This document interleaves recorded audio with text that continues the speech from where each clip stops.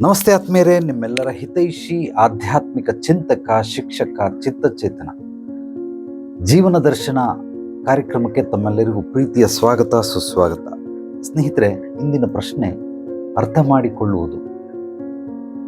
ಸಾಕಷ್ಟು ಜನ ನೀವು ಕೇಳಿರುವಂತಹ ಪ್ರಶ್ನೆಗಳಿಗೆ ಉತ್ತರಗಳನ್ನು ಜೀವನ ದರ್ಶನ ಕಾರ್ಯಕ್ರಮದಲ್ಲಿ ವಿಷಯವನ್ನಾಗಿ ಆರಿಸಿಕೊಂಡು ನಾನು ಉದಾಹರಣೆ ಮೂಲಕ ಅಥವಾ ಕಥೆ ಮೂಲಕ ನೀವು ಕೇಳಿರುವಂತಹ ಪ್ರಶ್ನೆಗಳಿಗೆ ಉತ್ತರಗಳನ್ನು ಕೊಡಕ್ಕೆ ಬಯಸ್ತೀನಿ. ಇಲ್ಲಿ ಮೊನ್ನೆ ಯಾವುದೋ ಒಂದು ಸತ್ಸಂಗ ಕಾರ್ಯಕ್ರಮದಲ್ಲಿ ನಾನು ಕೃತಜ್ಞತೆ ಬಗ್ಗೆ ಹೇಳ್ತಾ ಇದ್ದೆ. ಉದಾಹರಣೆಗೆ, ಒಬ್ಬ ವ್ಯಕ್ತಿ ಯಾರಿಗೋ ಒಬ್ರಿಗೆ ಒಂದು 100 ರೂಪಾಯಿ 200 ರೂಪಾಯಿ ದಾನ ಮಾಡಿದ್ದಾನೆ. ದಾನ ಮಾಡಿದ್ರು ಕೂಡ ಅವರು ಇವನ ಮೇಲೆ ದಬ್ಬಾಳಿಕೆ ಮಾಡ್ತಾವ್ರೆ. ನೀನು ಯಾವ ಸೀಮೆ ದಾನ ಮಾಡಿದೆ, ನೀನು ಕೊಟ್ಟಿದ್ದು ಹಾಗೆ ಹೀಗೆ ಅಂತ. ಅದನ್ನ ಆತ ನನ್ನ ಬಳಿ ಪ್ರಶ್ನೆ ಕೇಳ್ತಾ ಇದ್ದಾನೆ. ಈ ರೀತಿ ನಾವು ಅಯ್ಯೋ ಪಾಪ ಅಂದರೆ 6 ತಿಂಗಳ ಶಾಪ, ನಾನು ಅವನಿಗೆ 100 ರೂಪಾಯಿ 200 ರೂಪಾಯಿ ದಾನ ಮಾಡಿದೆ, ಆದರೆ ಅವನಿಗೆ ಕೃತಜ್ಞತೆ ಇಲ್ಲ ಅಂತ. ಆ ಕೃತಜ್ಞತೆ ಅನ್ನೋದನ್ನ ಅದು ತೀರಾ ವೈಯಕ್ತಿಕ. ಯಾರು ದಾನ ಕೊಟ್ಟಿರ್ತಾರೆ ಇವ್ರು ಕೇಳೋ ಅಂಥದ್ದಲ್ಲ ಕೃತಜ್ಞತೆ. ದಾನ ಯಾರು ಪಡೆದಿರ್ತಾರೆ ಅವ್ರಿಗಿರಬೇಕು ಕೃತಜ್ಞತೆ. ಅಂದರೆ ಸಹಾಯ ಕೇಳೋನಿಗೆ ಅಥವಾ ಯಾರಾದರೂ ಸಹಾಯ ಮಾಡಿದ್ರೆ ಅವನಿಗೆ ಕೃತಜ್ಞತೆ ಹೇಳುವಂತಹ ಮನೋಭಾವವನ್ನು ಅವ್ರು ಬೆಳೆಸ್ಕೊಂಡಿರ್ಬೇಕು. ಆದರೆ ದಾನ ಮಾಡಿದವನೇ ಕೊಟ್ಬಿಟ್ಟು ನನ್ನ ಕೃತಜ್ಞತೆ ಹೇಳಯ್ಯ ಅಂತಂದರೆ ಇದು ಸರಿ ಇಲ್ಲ ಅಂತ ಹೇಳಿ ಆತನಿಗೆ ನಾನೊಂದಷ್ಟು ವಿಚಾರಗಳನ್ನು ಹೇಳ್ತಾ ಇದ್ದೆ. ಆದರೆ ಆತನಿಗದು ಅರ್ಥ ಆಗಲಿಲ್ಲ. ಅದಾದಮೇಲೆ ಮತ್ತೆ ನಾನೊಂದು ಸಲ ಹೇಳಿದೆ, ನಾನು ಆನ್ಲೈನ್ ತರಗತಿಗಳನ್ನು ಮಾಡಬೇಕಾದ್ರೆ ಸಾಕಷ್ಟು ಜನ ಬರ್ತಾರೆ, ಬಂದು ಅವರು ಅಸ್ತಿತ್ವದಲ್ಲೇ ಇರೋದಿಲ್ಲ, ಬರ್ತಾರೆ ಸ್ಟಾರ್ಟಿಂಗಿಂದ ಎಂಡ್ವರೆಗೂ ದಿನನಿತ್ಯ ಅಟೆಂಡ್ ಆಗ್ತಾರೆ. ಆದರೆ ಒಂದು ದಿವಸಕ್ಕೂ ಕ್ಯಾಮ್ರಾ ಆನ್ ಮಾಡೋದಿಲ್ಲ, ಒಂದು ದಿವಸಕ್ಕೂ ಅವರು ಮಾತಾಡೋದಿಲ್ಲ, ಪ್ರಶ್ನೆಗಳನ್ನು ಕೇಳೋದಿಲ್ಲ. ಆ ಕೃತಜ್ಞತೆ ಅನ್ನೋ ಒಂದು ಅತ್ಯದ್ಭುತವಾದ ಸಬ್ಜೆಕ್ಟನ್ನು ಬಹಳ ಸಂಕ್ಷಿಪ್ತವಾಗಿ ವಿವರವಾಗಿ ಉದಾಹರಣೆಯೊಂದಿಗೆ ಹೇಳ್ತೀನಿ. ಅದನ್ನು ಹೇಳಿದ ನಂತರನೂ ಕೇಳಿದ ನಂತರನೂ ಕೂಡ ಅವರು ಕೃತಜ್ಞತೆಯನ್ನು ಖಂಡಿತವಾಗ್ಲೂ ವ್ಯಕ್ತಪಡಿಸೋದಿಲ್ಲ. ಇದನ್ನು ಯಾಕೆ ಅಂದಾಗ ಆತ ಸತ್ಸಂಗದಲ್ಲಿ ಕೇಳಿರೋದು, ನೀವೇ ಕೃತಜ್ಞತೆಯನ್ನು ಬಯಸ್ತಾ ಇದ್ದೀರಲ್ಲ ಗುರುಜಿ, ಅವ್ರಿಗಿರಬೇಕು, ಆದರೆ ನೀವು ಯಾಕೆ ಕೇಳ್ತಾ ಇದ್ದೀರಾ ಅಂತ. ಈ ಕೆಲವೊಂದು ಪ್ರಶ್ನೆಗಳು ನಾನು ಅದನ್ನು ಸ್ವೀಕರಿಸಿದಾಗ ಅವರ ದೃಷ್ಟಿಕೋನಗಳನ್ನು ನೋಡ್ತೀನಿ. ಅಂದರೆ ಯಾವ ದೃಷ್ಟಿಕೋನದಲ್ಲಿ ಇವರು ಪ್ರಶ್ನೆಗಳನ್ನು ಕೇಳ್ತಾ ಇದ್ದಾರೆ ಅನ್ನೋದು ಖಂಡಿತವಾಗ್ಲೂ ಪ್ರಶ್ನೆ ಕೇಳಿದವರು ಪ್ರಶ್ನೆಗಳಲ್ಲೇ ಗೊತ್ತಾಗ್ಬಿಡ್ತದೆ. ನೋಡಿ, ನಿಮಗೆ ಇಲ್ಲೆಲ್ಲರಿಗೂ ಸಂಕ್ಷಿಪ್ತವಾಗಿ ತಿಳಿಸ್ತೀನಿ. ಅರ್ಥ ಮಾಡಿಕೊಳ್ಳೋದು ಈ ಜಗತ್ತಿನಲ್ಲಿ ಬಹಳ ಬಹಳ ಕಷ್ಟ.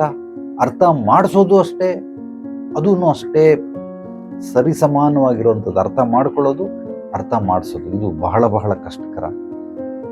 ನಿಮಗೂ ನಾನು ಹೇಳ್ತಾ ಇರೋದೆಲ್ಲ ಕನ್ಫ್ಯೂಷನ್ ಅಂತ ಅನಿಸ್ಬೋದು. ಮತ್ತೊಮ್ಮೆ ಬೇಕಾದ್ರೆ ರಿವೈಂಡ್ ಮಾಡಿ ನೋಡಿ. ಆತ ಏನು ದಾನ ಧರ್ಮ ಮಾಡಿದ್ದ, ಆ ಮಾಡಿದಂಥದ್ದನ್ನು ನಾನು ಕೃತಜ್ಞತೆ ಕೇಳಬೇಡಪ್ಪ, ಕೃತಜ್ಞತೆ ದಾನ ಪಡೆದಂಥವ್ರು ಕೊಡಬೇಕು, ನೀನಲ್ಲ ಹೇಳೋದು ಅಂತ. ಆದರೆ ನಾನೇ ನನ್ನ ಕ್ಲಾಸಿಗೆ ಬಂದವರು ಕೃತಜ್ಞತೆ ಹೇಳಲಿಲ್ಲ ಅಂತಂದಾಗ ಅವನು ನನ್ನ ಮೇಲೆ ಕಂಪ್ಲೇಂಟ್ ಮಾಡ್ತಾವನೆ. ಸೊ ನೀವು ಮಾಡಿದ ಸರಿನಾ, ನೀವು ಯಾಕೆ ಕೃತಜ್ಞತೆ ಕೇಳ್ತಾ ಇದ್ದೀರಾ ಅಂತ. ನಾನು ಕೃತಜ್ಞತೆ ಕೇಳ್ತಾ ಇಲ್ಲ, ಕೃತಜ್ಞತೆ ಬಗ್ಗೆ ನಿಮಗೆ ವಿಷಯವನ್ನು ತಿಳಿಸ್ತಾ ಇದ್ದೀನಿ. ಉದಾಹರಣೆಗೆ ನಿಮಗೆ ಅರ್ಥ ಮಾಡಿಸ್ಕೊಳ್ಬೇಕು ಅಂದರೆ, ನಾನು ಹೇಸಿಗೆಯನ್ನು ತಗೊಂಡು ನಿಮಗೆ ಹೊಡಿತೀನಿ, ಯಾರಿಗೂ ಎದುರುಗಡೆ ಇರೋರು ಹೊಡಿತೀನಿ. ಆ ಹೇಸಿಗೆಯನ್ನು ನಾನು ಮುಟ್ಟಬೇಕು, ಮೊದಲು ಮುಟ್ಟಿದಾಗ ಆಮೇಲೆ ತೆಗೆದು ನಾನು ಹೊಡಿಬೇಕಾಗ್ತದೆ. ಇದು ಒಂದು ಪದ್ಧತಿ. ಇನ್ನೊಂದು ಪದ್ಧತಿಯಲ್ಲಿ ನಿಮ್ಮ ಮೈಯೆಲ್ಲ ಹೇಸಿಗೆ ಆಗಿದೆ, ನಾನು ಅದನ್ನು ಒರೆಸ್ಬೇಕಾಗುತ್ತೆ, ಒರೆಸ್ಬೇಕಾದ್ರೂ ಮುಟ್ತೀನಿ. ಅಂದರೆ ನಾನು ಇನ್ನೊಬ್ಬನಿಗೆ ಹೊಡಿಬೇಕಾದ್ರೂ ನನ್ನ ಕೈ ಹೇಸಿಗೆ ಆಗುತ್ತೆ. ನೀವು ಮೈಯೆಲ್ಲ ಹೇಸಿಗೆ ಮಾಡ್ಕೊಂಡು ಬಂದಿದ್ದೀರಾ, ಅದನ್ನು ನಾನು ತೊಳಿಬೇಕಾದ್ರೆ ಮುಟ್ಲೇಬೇಕಾಗ್ತದೆ, ಅವಾಗಲೂ ಕೂಡ ನನ್ನ ಕೈ ಹೇಸಿಗೆ ಆಗುತ್ತೆ. ಇದನ್ನು ಚೆನ್ನಾಗಿ ತಿಳ್ಕೊಳ್ಳಿ. ನೀವು ಕೇಳಿರುವಂತಹ ಪ್ರಶ್ನೆ, ನೀವು ಇನ್ನೊಬ್ಬರಿಗೆ ಕೃತಜ್ಞತೆ ಕೇಳಬೇಡ ಅಂತ ಹೇಳ್ತೀರಾ, ಆದರೆ ನೀವೇ ಕೃತಜ್ಞತೆಯನ್ನು ಕೇಳ್ತಾ ಇದ್ದೀರಲ್ಲ ಅಂತ ಆತನ ಪ್ರಶ್ನೆ.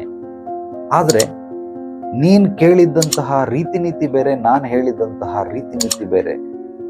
ಚೆನ್ನಾಗಿ ಅರ್ಥ ಮಾಡ್ಕೊಳ್ಳಿ. ನಾನು ಯಾರಿಗಾದರೂ ಹೇಸಿಗೆ ತಗೊಂಡು ಹೊಡಿಬೇಕು ಅಂದರೂ ನಾನು ಹೇಸಿಗೆ ಮುಟ್ಟಬೇಕಾಗತ್ತೆ. ಅವರ ಶರೀರದ ಮೇಲೆ ಇರೋದನ್ನು ಶುದ್ಧತೆಗೊಳಿಸ್ಬೇಕಾದ್ರೂ ನಾನು ಹೇಸಿಗೆಯನ್ನು ಮುಟ್ಟಬೇಕಾಗುತ್ತೆ. ಆದ್ದರಿಂದ ಕೃತಜ್ಞತೆ ಬಗ್ಗೆ ವಿಷಯ ಬಂದಾಗ ನಾನು ಆ ವಿಷಯವನ್ನು ನಿಮಗೆ ವಿಭಜನೆ ಮಾಡಿ, ವಿಂಗಡಣೆ ಮಾಡಿ, ಹಂತ ಹಂತವಾಗಿ ಯಾಕೆ ಈ ರೀತಿ ಅನ್ನೋದನ್ನು ಹೇಳ್ತಾ ಇದ್ದೀನಿ. ಹೇಳ್ತಾ ಇರೋನ್ನೇ ನೀವು ಕೃತಜ್ಞತೆ ಕೇಳ್ತಾ ಇದ್ದೀರಾ ಅಂತ ನೀವು ತಿಳ್ಕೊಂಡ್ರೆ ದಡ್ಡತನದಲ್ಲಿ, ಅದು ನಿಮ್ಮ ಅಜ್ಞಾನ. ನೋಡಿ, ನಿಮ್ಗೆ ಇನ್ನೊಂದು ಎಕ್ಸಾಂಪಲ್ ಹೇಳ್ತೀನಿ. ಇಲ್ಲಿ ಅರ್ಥ ಮಾಡ್ಕೊಳ್ಳೋದು, ಅರ್ಥ ಮಾಡಿಸೋದು ಇದು ಬಹಳ ಬಹಳ ಕಷ್ಟ.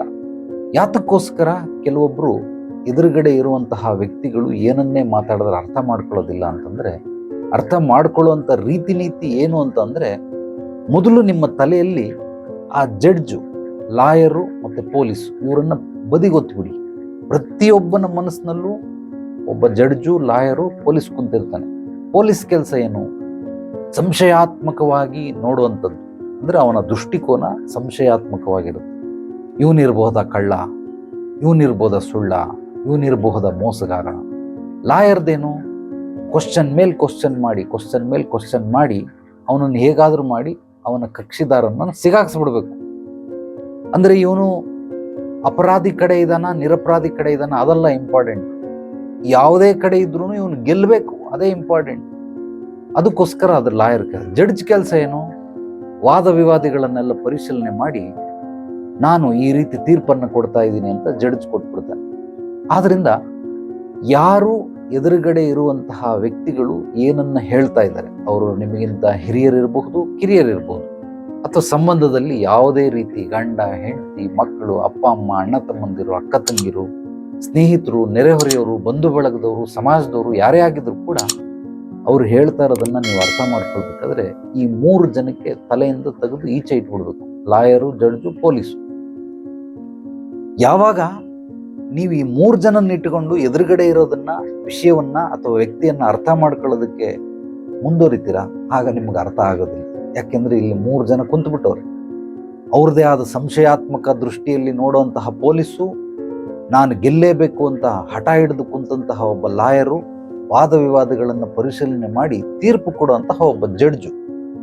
ಇವ್ರು 3 ಜನ ಕುಂತ್ಕೊಂಡಿದ್ದಾಗ ಎದುರುಗಡೆ ಇರೋರು ಏನೇ ಹೇಳಿದ್ರು ಅರ್ಥ ಆಗಲ್ಲ. ಭಗವಂತನೇ ನೇರವಾಗಿ ಬಂದು ಪ್ರತ್ಯಕ್ಷಗೊಂಡು ನಿನಗೆ ಅರ್ಥ ಮಾಡಿಸಿದ್ರು ನಿನಗೆ ಅರ್ಥ ಮಾಡ್ಕೊಳ್ಳೋ ಶಕ್ತಿ ಇರಲ್ಲ.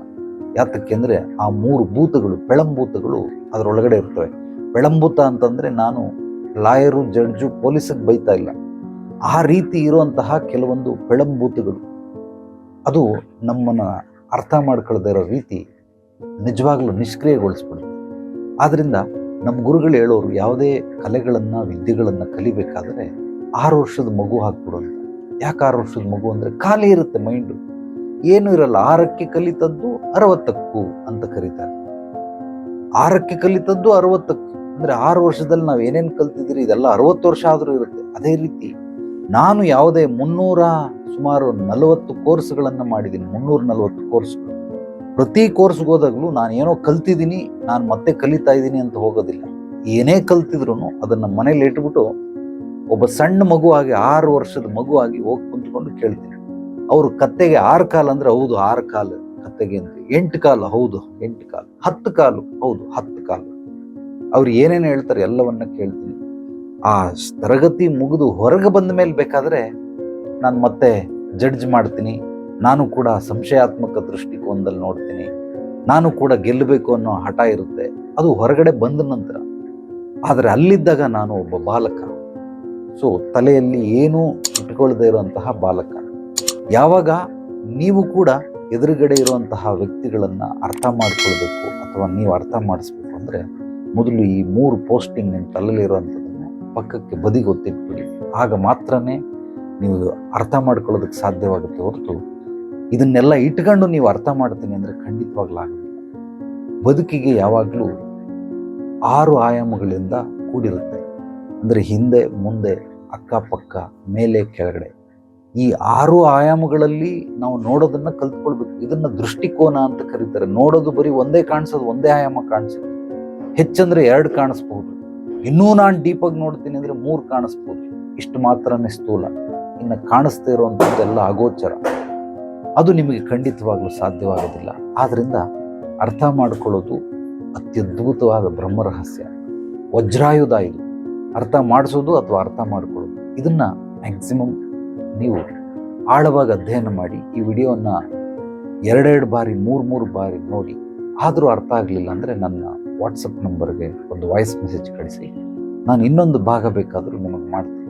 ಮೂಲವಾಗಿ ಕೆಲವೊಬ್ರಿಗೆ ಹೇಳಿದ್ನಲ್ಲ, ನಿಮ್ಮ ತಲೆಯಲ್ಲಿ ಜಡ್ಜ್ ಇಟ್ಕೊಂಡ್ರೆ ನಾನು ಹೇಳೋ ವಿಚಾರಗಳು ಯಾವುದು ನಿಮಗೆ ಸೂಟೇಬಲ್ ಆಗೋದಿಲ್ಲ. ಆದ್ದರಿಂದ ಯಾರಿಗೆ ಯಾವುದೇ ರೀತಿ ಸಮಸ್ಯೆಗಳು, ತೊಂದರೆಗಳು, ಕಷ್ಟಗಳಿರಲಿ, ನೇರವಾಗಿ ಬಂದು ಭೇಟಿ ಮಾಡಿ ನಿಮ್ಮ ಪೂರ್ವಾಪರಗಳನ್ನೆಲ್ಲ ಕೂಲಂಕುಷವಾಗಿ ಪರಿಶೀಲನೆ ಮಾಡಿ ನಿಮ್ಮ ಸಮಸ್ಯೆಗೆ ಮೂಲ ಹುಡುಕಿ ಪರಿಹಾರ ಕೊಡೋದ್ರ ಜೊತೆಗೆ ಭವಿಷ್ಯದಲ್ಲಿ ನಿರಂತರವಾದ ಬೆಂಬಲ ಮತ್ತು ಮಾರ್ಗದರ್ಶನಕ್ಕೆ ಸದಾ ಸುಬೋಧಿನಿ ಆಧ್ಯಾತ್ಮಿಕ ಪರಿಹಾರ ಕೇಂದ್ರ ನಿಮ್ಮ ಜೊತೆಯಲ್ಲಿ ನಿಮ್ಮೊಂದಿಗಿರುತ್ತೆ.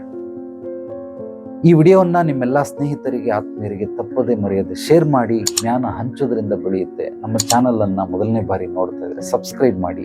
ಫೇಸ್ಬುಕ್, ಇನ್ಸ್ಟಾಗ್ರಾಮ್ ನೋಡ್ತಾ ಇದ್ರೆ ಫಾಲೋ ಮಾಡಿ. ಶೇರ್ ಮಾಡಿ ಈ ವಿಡಿಯೋನ ಎಲ್ರಿಗೂ ಒಳ್ಳೆಯದಾಗಲಿ. ನಾಳೆ ಮತ್ತೆ ಭೇಟಿಯಾಗೋಣ ಮತ್ತಷ್ಟು ಸತ್ವಭರಿತ ವಿಚಾರಗಳೊಂದಿಗೆ. ಎಲ್ಲರೊಳಗಡೆಗಿರುವ ಭಗವಂತನಿಗೆ ನನ್ನ ಭಕ್ತಿಪೂರ್ವ ಪ್ರಣಾಮಗಳು. ಸರ್ವೇ ಜನೋ ಸುಖಿನೋ ಭವಂತು. ಶುಭರಾತ್ರಿ.